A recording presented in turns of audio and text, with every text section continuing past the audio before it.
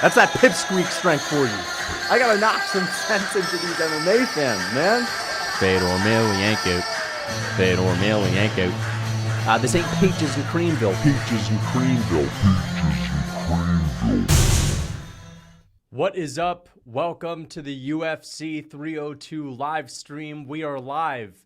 Just about to get cracking with the prelims, and I'm feeling good, well rested, had a good day, and we are ready for a 7 or 8 hour stream. We'll see how long the stream is going to be. Either way, I'll be on for a while. We'll be watching the entire card.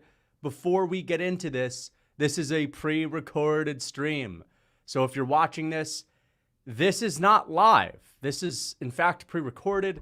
My reactions are predictions on what I believe the fight card will be like. I will be answering NPC questions. I'm joking. Now, what's up, everybody? And I got some apple juice, some sparkling apple juice. Thank you for the $2, Nate. Lucas, tell me you love me. Hey, man, you know, it's all love, man. It's all love, man. It's all love. All right? Doesn't mean that I, individually, I'm not going to get all lovey-dovey with an individual in this chat, but it's all love, man. Thank you for the $2. Oh, that's good. That's good. That's good stuff. Dessert suggestions, craving sugar, fruit. Always eat fruit. That's my recommendation. That's what I did last night. I was actually planning on getting a milkshake last night because I was out late and I was going to get a milkshake or some cookies. And, one of these places, they didn't have milkshakes. They have ice cream, but no milkshakes. So I got home. I just had I had fruit. I had an apple. I had a peach. I had an apricot. I just had a bunch of fruit and hit the spot, man. So that's my recommendation. But if you're also looking for something else, I don't know. I was eating some coffee yogurt earlier today. I really like coffee flavored yogurt, which again, it might be a little bit processed, but it was pretty good. That's always something that I like. Yeah, I always go with yogurt instead of ice cream, unless the ice cream is like 100% clean, right? Unless it's like very clean, but it's pretty rare to get a clean ice cream. So it's usually just a sweetie treaty. Right? So yeah, stay away from the sweetie treaties, sweet little treaties, and instead just eat some fruit, some real natural stuff. Halal Madrid, did Madrid win? I know they're playing the German team, right? They're playing some team from Germany. Is the game over? The Champions League game? I was streaming for my Champions League stream, but I had to cut it short so I can go on the UFC channel, my MMA channel. Oh, Madrid won. Great. Yeah, I left the game when it was 1-0. I left when it was 1-0. Man, that guy, man, the guy that scored a goal, man. What the fuck is his name? Pepe, man. That Pepe guy, so good, dude. I feel like all these soccer players are named Pepe. Something that sounds like Pele. Dude, Pepe's the real deal, bro. That's like such a footballer name, right? Pepe, or who's that guy that plays for Real Madrid? Yeah, Carvajal, bro.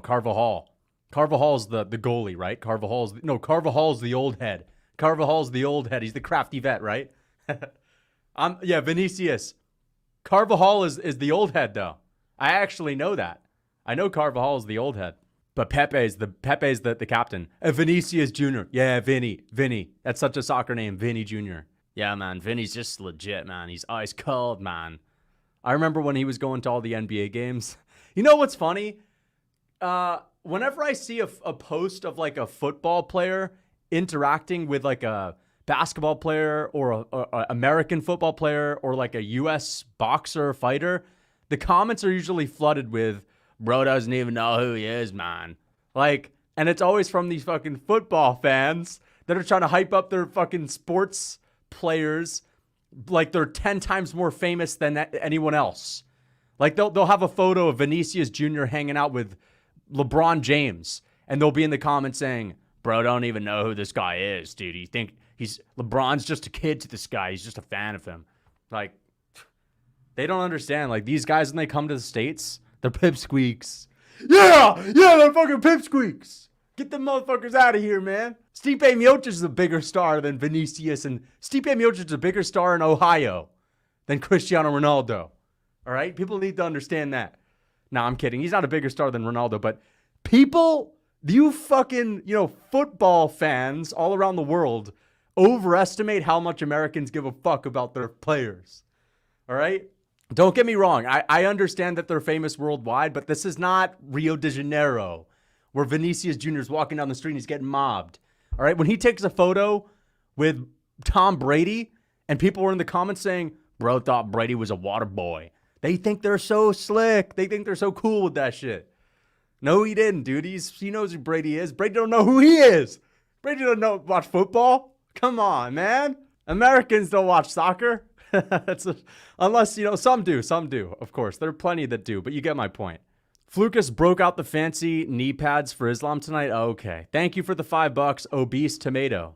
Only America watches NFL and NBA. Oh, yeah, that's another cringy thing that people from like Europe or South America or whatever, they say things like, dude, NBA is not basketball. It's just NBA. Like, the competition's, dude, NBA is not even the best league. Like, yeah, it obviously is, bro.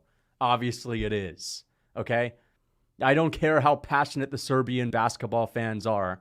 I don't care how rowdy their leagues are. They've got G League players playing there. Okay? It's like claiming that Japanese baseball is better than the MLB. There's some good players, and, when they come to the U.S., they do well, but still. Bro, NBA is big. Yeah, NBA is big in China, bro. NBA is big in China, man. But you get my point. People will say things like, dude, Brady's like a water boy. Like, dude, they think that these guys are like, the most famous people. I mean, they're famous, but in the U.S., ain't nothing but Tim Welch. You put Tim Welch on the big screen at like an NFL Cowboy. Let's say Tim Welch and O'Malley are going to Texas to do a fight, and Tim Welch goes to the Cowboys game, and they put him on the big screen like they do with all the stars at the UFC fights. He's getting more pop than Cristiano Ronaldo, right? People overestimate how much Americans care about these guys. It's true. We Americans don't watch football, bro. We watch, American football. I don't like American football. I mean, I'm not a fan of it, but yeah. Tubby Sloppy Slovenian is mogging the elite athletes of the NBA, Mavs in 5.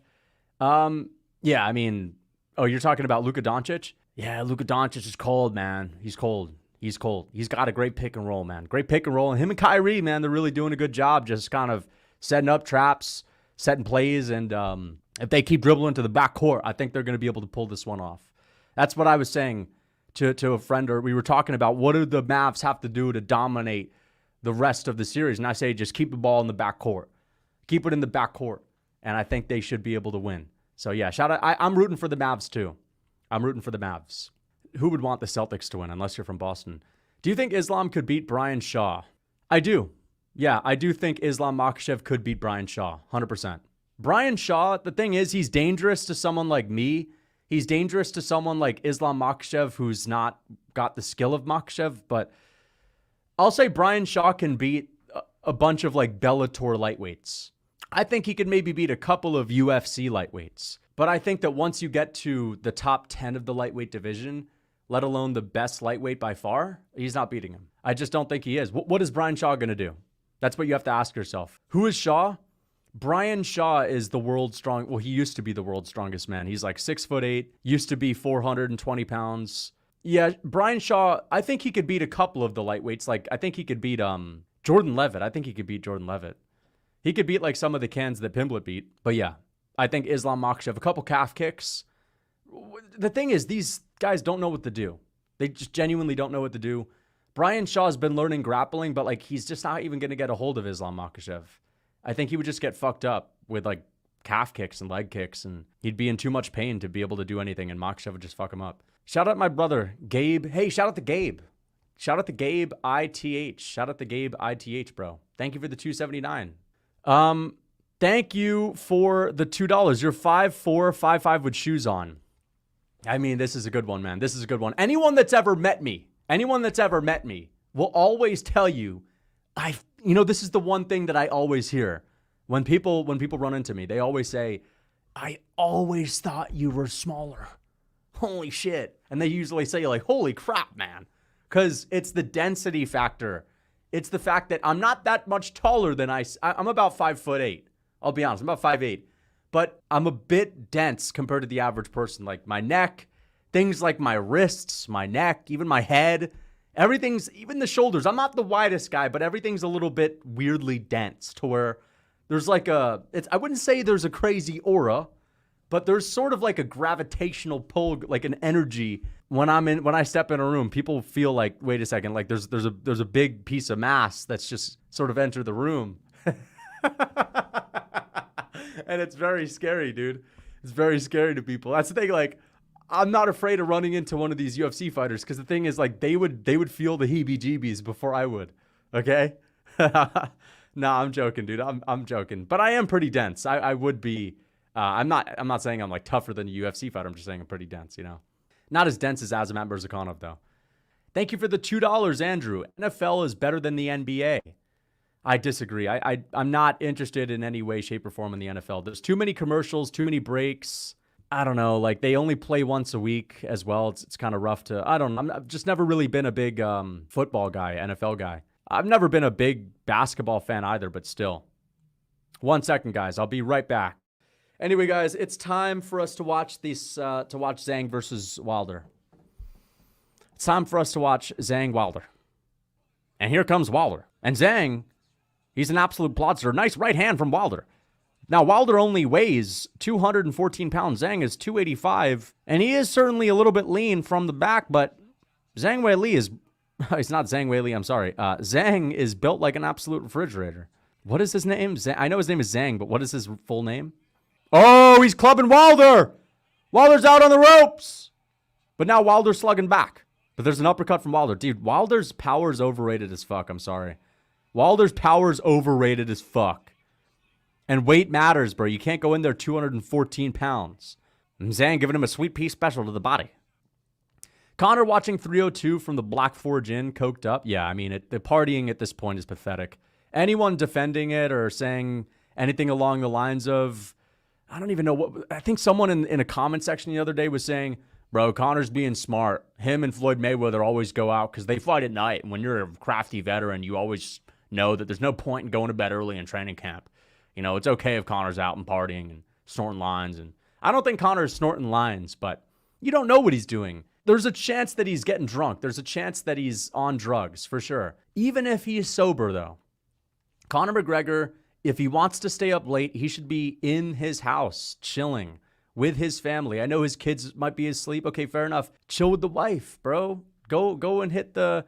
Go and do some flow. Go and do some touch butt in the park or whatever at night. I don't care. Just don't be at the fucking club turning up. Why?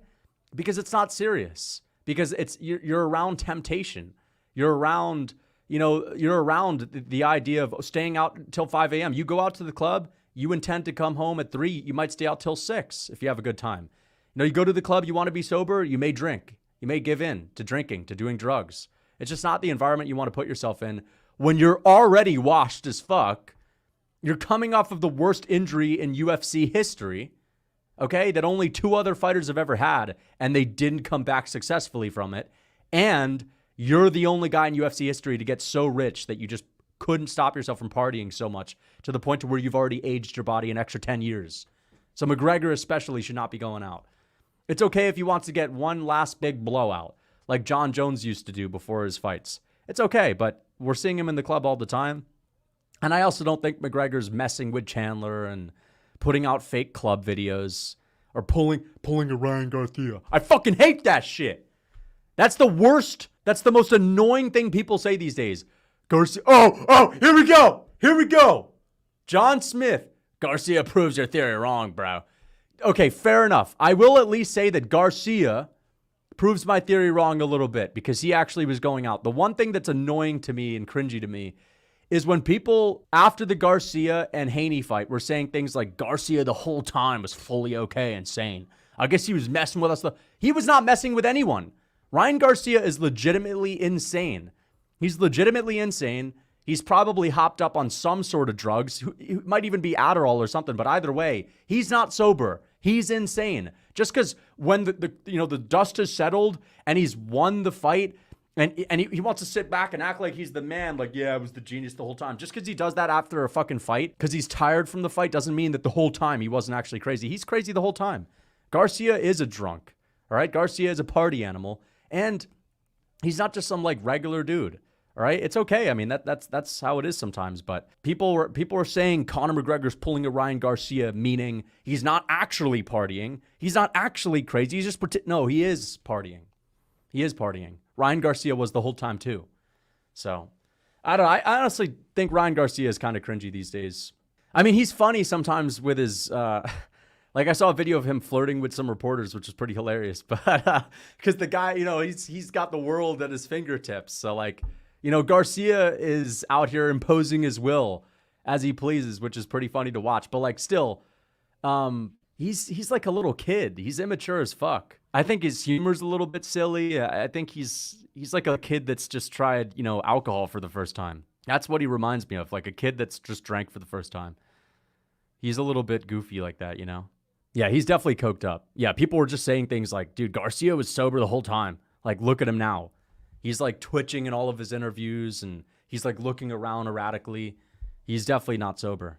But the difference between Ryan Garcia and McGregor, though, is that Garcia has been actively training and he didn't take like 2 years off to get drunk all the time, to get out of shape. He's not made like $200 million and then done nothing for years and then come back and then lost. Garcia has been training consistently forever.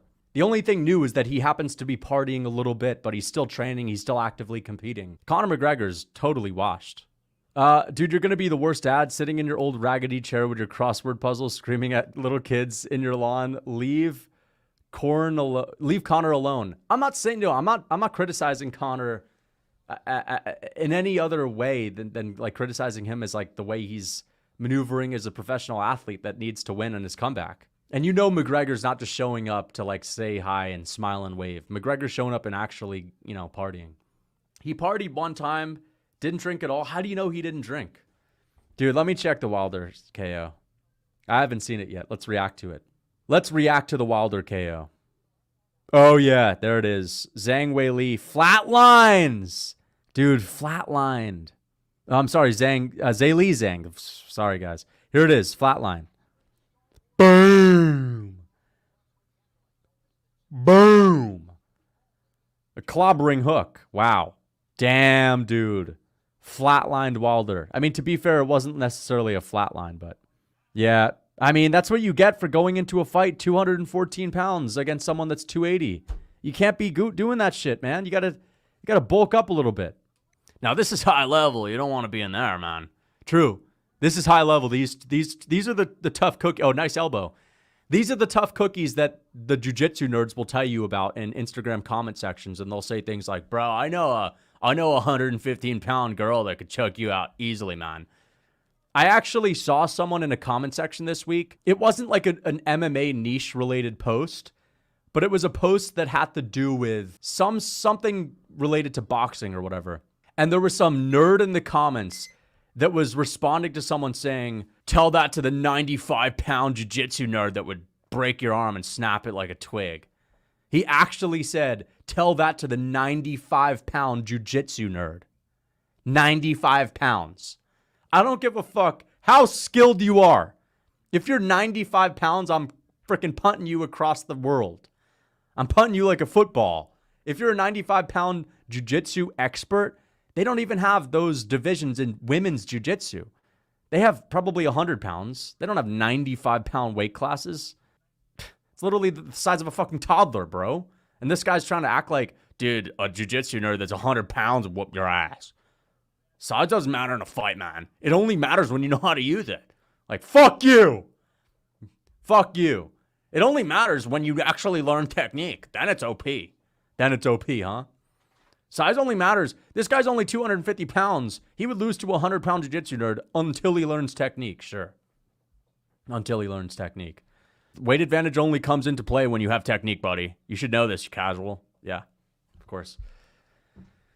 Ah, man. And it's usually the people that, like, have taken one jiu-jitsu class years ago. It's usually people that don't even actively train, because if you do train jiu-jitsu actively, like, you wouldn't be that much of an idiot. You wouldn't think that. It's legitimately the people that don't train that say shit like that just hear people online say things like, yeah, I already know, like, bodybuilders can't fight, and they'll just take that as they can never win based on, you know, a size advantage, right? Dude, Jailton Almeida looks like a fucking dinosaur. Am I the only one? Am I the only one that thinks Almeida looks a bit like a dinosaur? I forget that movie. There was like a dinosaur cartoon animated movie back in the day, like Littlefoot or something like that. Almeida kind of looks like that guy.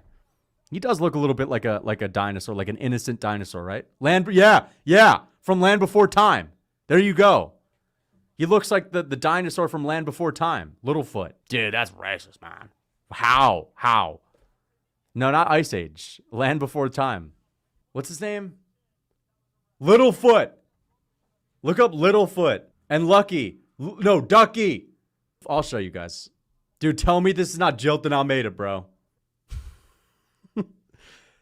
Dude, that is Jilton Almeida, man. He's an anti-blob. What do you think of the gay fitness scene trend with Jeff Nippard and the Renaissance? I think that stuff is...